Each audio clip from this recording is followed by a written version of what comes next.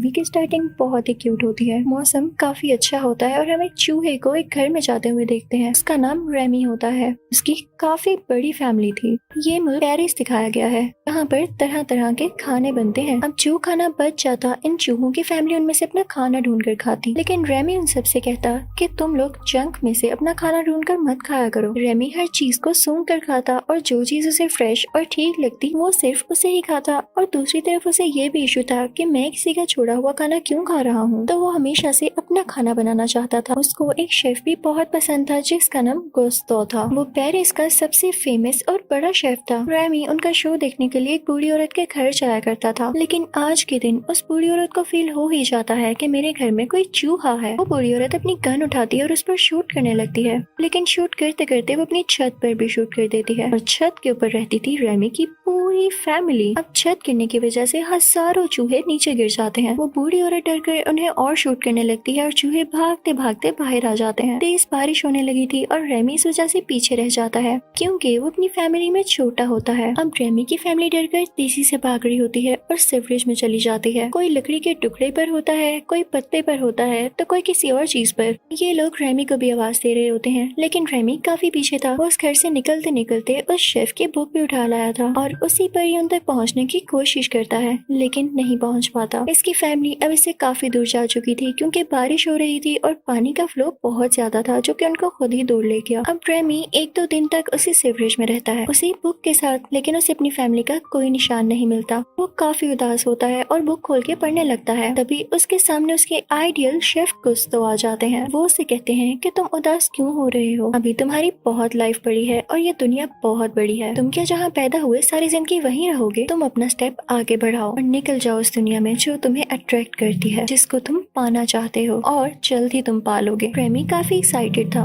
वो अपनी इमेजिनेशन में चल रहा होता है और फाइनली वो उस जगह पहुंच जाता है जहाँ पर पेरिस में शेफ गुस्तो का सबसे अच्छा और बड़ा रेस्टोरेंट था। वो उसकी रूफ टॉप पर बैठा होता है और उसे यकीन नहीं आता कि वो यहाँ पहुँच गया, क्योंकि अगर ट्राई की जाए तो कुछ भी इम्पॉसिबल नहीं है। अब हमें रेस्टोरेंट के अंदर का सीन दिखाया जाता है कि रेस्टोरेंट के किचन में क्या क्या हो रहा होता है। वहाँ का स्टाफ काम कर रहा होता है कि तभी वहाँ पर एक लड़का आता है जिसके हाथ में कुछ डॉक्यूमेंट्स थे, यानी वो यहाँ जॉब के लिए आया था। तो रेस्टोरेंट का हेड, जिसकी हाइट काफी छोटी होती है, वो उससे कहता है कि हाँ, हमें सफाई वाले की तो जरूरत है, तो हम तुम्हें एज ए स्वीपर रख लेते हैं। वो लड़का, जिसका नाम लिंगुइनी होता है, अपना काम करते करते वहाँ पर बन रहा सूप गिरा देता है। वो काफी डर जाता है कि मैं अब क्या करूँ, ये तो काफी ज्यादा सूप गिर चुका है। तो वो उसे दोबारा से ज्यादा करने के लिए उसमें अजीबोगरीब चीजें डालने लगता है। ये सब ऊपर से रेमी और गुस्तो की सोल भी देख रही होती है जो कि रेमी के साथ ही थी। रेमी को क्योंकि कुकिंग का काफी शौक था, तो वे ये नहीं देख सकता था कि लिंगुइनी इतने अजीब एक्सपेरिमेंट्स कर रहा है और सूप को खराब कर रहा है। तो वो अजीब रिएक्ट करने लगता है कि जैसे वो खुद कुछ करना चाहता हो, और इसी दौरान वो उस छत के शीशे से नीचे सिंक में गिर जाता है। वो बेचारा गीला हो जाता है। वो वहाँ से भागने की कोशिश करने लगता है। बेचारा जैसे तैसे करके खिड़की के पास जाता है ताकि वहाँ से बाहर निकल जाए, लेकिन जब उसको सूप की स्मेल आती है तो वो कहता है कि इसने तो सारा सूप ही खराब कर दिया है। उसकी शेफ वाली एबिलिटीज जागने लगती हैं और उसका दिल चाहता है कि मैं कुछ नया बनाऊं। वो पास पड़ी प्रोडक्ट्स को यूज करने लगता है। डिफरेंट हर्ब्स, सॉसेस और स्पाइसेस वो सूप में डालने लगता है, लेकिन तभी उसे वहाँ लिंगुइनी भी देख लेता है। उसे पकड़ने की कोशिश करता है तो रेस्टोरेंट का हेड, यानी वो छोटी हाइट वाला आदमी, ये समझता है कि लिंगुइनी सूप बना रहा है। वो उसको शर्ट से पकड़कर कहता है कि तुम्हारी हिम्मत कैसे हुई, तुमने सूप को हाथ भी कैसे लगाया। इसी दौरान वहाँ का वेटर आता है और सूप डालकर बाहर सर्व करने चला जाता है, क्योंकि उसको नहीं पता होता कि यहाँ क्या मसला बना हुआ है। जब हेड की नजर उस पर पड़ती है तो उसे रोकने के लिए पीछे जाता है, लेकिन तब तक देर हो चुकी थी। वेटर बाहर निकल चुका था। अब हेड अंदर आता है और अपना सर पकड़ कर रह जाता है, क्योंकि वो जानता था कि सूप की बहुत बेइज्जती होने वाली है और साथ में उसकी इंसल्ट भी होगी। तभी उसे बाहर से वो कस्टमर बुलाती है जिसने ये सूप पिया था। इनफैक्ट वो क्रिटिक होती है जो कि फूड पर रिव्यूज देती है और उनकी स्कोरिंग करती है। वो उस हेड से कहती है कि आपका सूप बहुत अच्छा है। हेड को यकीन नहीं आता और अंदर आकर लिंगुइनी से कहता है कि तुमने इतना अच्छा सूप कैसे बना लिया। तो लिंगुइनी को आगे से कुछ समझ ही नहीं आता, वो कुछ बोल ही नहीं पाता। अब हेड खुद उस सूप को चखता है तो वो लिंगुइनी से कहता है कि तुम हमारे हमारे सामने ये सूप बनाओगे ताकि हम भी देखेंगे तुमने इसमें ऐसा क्या डाला है। रेमी भी ये सब कुछ सुन रहा होता है। वो अपनी जान बचाने के लिए खिड़की से बाहर निकलने लगता है, लेकिन तभी उसे हेड देख लेता है। लिंगुइनी से कहता है कि इसको बाहर फेंक दो जाकर। लिंगुइनी उसे पकड़कर बाहर ले आता है, लेकिन बाहर आकर लिंगुइनी उसे नहीं फेंकता। उससे बातें करने लगता है कि क्या वाकई तुमने वो सूप बनाया। तो रेमी आगे से सर हिलाने लगता है। वो दोनों एक दूसरे से बातें करने लगते हैं, लेकिन साथ ही साथ रेमी अब फ्री भी होना चाहता था। तो जैसे ही लिंगुइनी जार का कैप खोलता है तो रेमी भाग जाता है। लिंगुइनी काफी सैड हो जाता है कि मैंने तो सूप बनाया ही नहीं था, मेरी तो हेल्प इसने की थी। अब ये चला गया तो मैं सूप कैसे बनाऊंगा। जब रेमी देखता है कि लिंगुइनी सैड हो गया है तो वो वापस आ जाता है। अब ये दोनों लिंगुइनी के छोटे से घर में जाते हैं। अब सुबह होते ही रेमी इन दोनों का ब्रेकफास्ट बनाता है और ये मिल के रेस्टोरेंट चले जाते हैं। ये सोचने लगते हैं कि हम मिल की कुकिंग कैसे करेंगे, क्योंकि रेस्टोरेंट हेड ने तो सिर्फ लिंगुइनी को कहा था सूप बनाने के लिए, लेकिन असल में तो बनाया वो रेमी ने था। तो रेमी इसको गाइड कैसे करेगा। तो अब इन लोगों को आइडिया आता है। रेमी लिंगुइनी की शेफ कैप के अंदर बैठ जाता है और उसके बाल खींचने लगता है,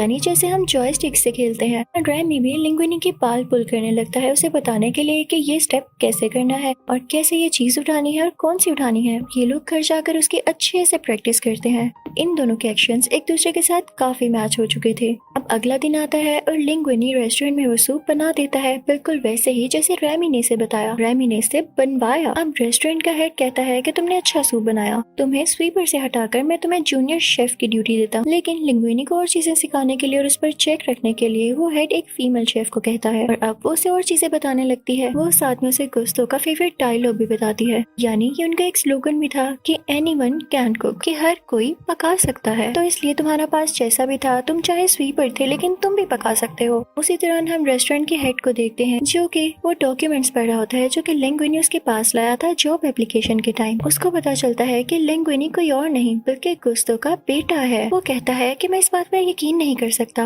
एक आदमी को बुलाता है और उससे कहता है कि गुस्तों की कैप ले जाओ और उससे डीएनए टेस्ट करो और फिर लिंगुइनी के साथ मैच करके मुझे बताओ कि क्या वाकई ये गुस्तों का बेटा है। अब सीन चेंज होता है और हम देखते हैं अब वो लोग कोई नई चीज बनाना चाहते थे। तो रेस्टोरेंट का हेड लिंगुइनी से पूछता है कि क्या तुम कुछ नया बना सकते हो। अब लिंगुइनी और वो फीमेल शेफ कुछ बनाने लगते हैं, लेकिन रेमी लिंगुइनी को दोबारा से कंट्रोल कर रहा था और अपनी मर्जी से उस रेसिपी में चीजें ऐड कर रहा था। फिर जब ये डिश तैयार हो जाती है तो वो फीमेल शेफ अपनी सॉस लाती है उस पर डालने के लिए, लेकिन तब तक रेमी सॉस बनवा चुका था। तो लिंगुइनी वो सॉस डिश पर डाल देता है और फिर से वो डिश बाहर लेकर जाई जाती है। सब लोग उस डिश की बहुत तारीफ करते हैं और उसकी डिमांड बढ़ जाती है, लेकिन बेचारे लिंगुइनी के साथ वो हेड अब भी बुरा करता था। उसे सारे बर्तन धोने पड़ते हैं। दूसरी तरफ जब रेमी रेस्टोरेंट से बाहर जा रहा होता है तो उसे किसी का शैडो दिखाई देता है जो कि कोई और नहीं बल्कि उसका भाई था, यानी उसकी फैमिली वहीं कहीं थी। वो वापस अपनी फैमिली के पास जाता है तो उसकी फैमिली बहुत खुश होती है। वहाँ रेमी उन्हें सब कुछ बताता है। तो रेमी के फादर उससे कहते हैं कि तुम इंसानों से दूर रहो, इंसान तो चूहों को मार डालते हैं। रेमी ये सुनकर और देखकर काफी डर जाता है, लेकिन जब अगले दिन वो रेस्टोरेंट में जाता है तो देखता है कि लिंगुइनी सो रहा है क्योंकि उस पे काम का काफी बर्डन था। वो उसे उठाने की कोशिश करता है लेकिन वो गहरी नींद में होता है। फीमेल शेफ भी उससे बातें कर रही होती है लेकिन उसकी बातों का जवाब नहीं दे रहा होता। तो फीमेल शेफ नाराज होकर जाने लगती है। तब तक लिंगुइनी भी उठ जाता है और वो दोनों साथ बाहर निकल जाते हैं और वो दोनों आहिस्ता आहिस्ता एक दूसरे को पसंद करने लगे थे। दूसरी तरफ हमें एक बहुत बड़ा और फेमस क्रिटिक दिखाया जाता है जो कि बड़े बड़े 5 स्टार और 7 स्टार रेस्टोरेंट्स को रेटिंग दिया करता था। एक बार इसने गुस्तों के रेस्टोरेंट को भी रेटिंग दी थी, लेकिन काफी बुरी। उसने इसमें काफी बैड वर्ड्स लिखे थे जिसे पढ़कर गुस्तों को हार्ट अटैक हो गया और वो बेचारे मारे गए। अब जब इस पूरे क्रिटिक को ये बात पता चलती है कि गुस्तों का रेस्टोरेंट काफी अच्छी रेटिंग पर जा रहा है तो इसे काफी गुस्सा आता है। अब जब किचन में लिंगुइनी और वो फीमेल शेफ बातें कर रहे होते हैं तो रेमी को काफी बुरा लगता है क्योंकि लिंगुइनी अब रेमी से बातें नहीं किया करता था। तो रेमी सोचता है कि मेरे फादर ठीक कहते हैं, इंसानों का हमारा कोई ख्याल नहीं, लेकिन मुझे तो अपनी फैमिली का ख्याल है तो मैं इनके लिए खाना लूंगा। यानी रेमी अब यहाँ के किचन से खाना चुराने वाला था, लेकिन जब वो वहाँ जाता है तो वो लॉक्ड होता है और उसकी चाबी थी रेस्टोरेंट के हेड के पास। जब रेमी उस हेड के ऑफिस में जाता है तो वहाँ पे कुछ पेपर्स पड़े होते हैं। उस पर ये लिखा होता है कि लिंगुइनी वाकई गुस्तों का बेटा है। वो गुस्तों की विल होती है कि मेरे बाद मेरा रेस्टोरेंट मेरे बेटे का होगा। यानी अब हेड भी जान चुका था कि वाकई लिंगुइनी है गुस्तों का एक ही एक बेटा। रेमी वहाँ से वो डॉक्यूमेंट्स लेके भाग जाता है, लेकिन हेड भी उसका पीछा करने लगता है। वो उसे नहीं पकड़ पाता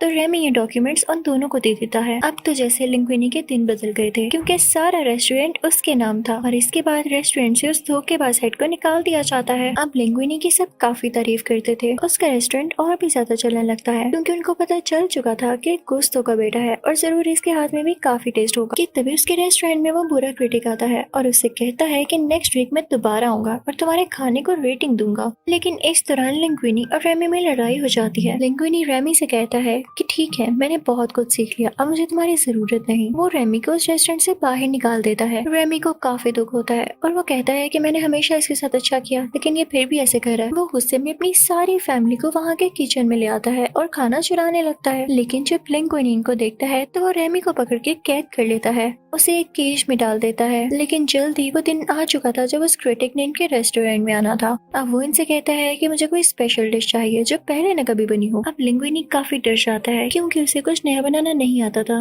उधर रेमी भी केज में काफी उदास हो रहा होता है। तभी वहाँ पर रेमी की फैमिली आती है और उसे केज से फ्री कर देती है। लेकिन जब रेमी नोटिस करता है कि लिंगुइनी सख्त मुश्किल में है, उसे कुछ भी नहीं पता कि चीज बनानी कैसे है, तो उसकी मदद करने जाता है। अब उस चूहे को देख के वहाँ के सारे स्टाफ मेंबर्स उसे मारने की कोशिश करते हैं, लेकिन लिंगुइनी उनसे कहता है कि इसे मत मारो, आज तक जो भी कुछ मैंने बनाया इसके पीछे ये रैट है, इसका नाम रेमी है, यही मुझे कंट्रोल करता था। सबको उसकी ये बात सुन के काफी गुस्सा आता है। वो कहते हैं कि हमने तुम पे ट्रस्ट किया कि तुम्हारे हाथ पे इतना टेस्ट है, लेकिन ये सब झूठ था। तुम उस वक्त से हमें चूहे के हाथ का खाना खिला रहे थे। वो सब उसका रेस्टोरेंट छोड़ के चले जाते हैं। अब वो बिल्कुल अकेला रह जाता है। तो रेमी की फैमिली वहाँ पर आती है और रेमी से कहती है कि हम इनकी मदद करेंगे क्योंकि ये गुस्तो ही तो कहते हैं कि एनिमल कैन कुक। हम बेशक इंसान नहीं, लेकिन हमें पकाने का शौक है। अब पहले तो वो सारे चूहे खुद को वॉश करते हैं, साफ सुथरा करते हैं, फिर उसके बाद लग जाते हैं पकाने। इसी दौरान वहाँ पर हेल्थ इंस्पेक्टर आता है और जब देखता है कि यहाँ के किचन में इतने सारे चूहे हैं तो वो वहाँ से भाग निकलता है। यानी वो न्यूज़पेपर में जरूर खबर देगा कि इस रेस्टोरेंट में चूहे हैं और इससे उसकी रेटिंग डाउन होगी। खैर, अब वो डिश तैयार होने लगती है। किचन में हर तरफ चूहे ही चूहे थे